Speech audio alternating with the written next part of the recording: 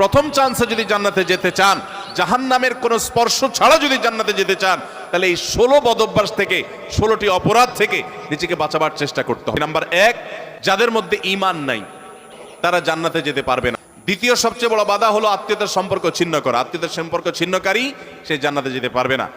তৃতীয় বড় বাধা হলো যারা চগলখড়ি বদঅভ্যাস আছে, এই রোগটা। চতুর্থ, প্রতিবেশীকে কষ্ট দেওয়ার রোগ যাদের আছে। 5 নম্বর হলো অহংকার। 6 নম্বর হলো প্রতারণা করা, মানুষের সাথে মানুষকে ধোঁকা দেওয়া। 7 নম্বর হলো দান করার পর খোঁটা দেওয়া। 8 নম্বর হলো কৃপণতা। 9 নম্বর হলো ঘুষ দেওয়া নেওয়া।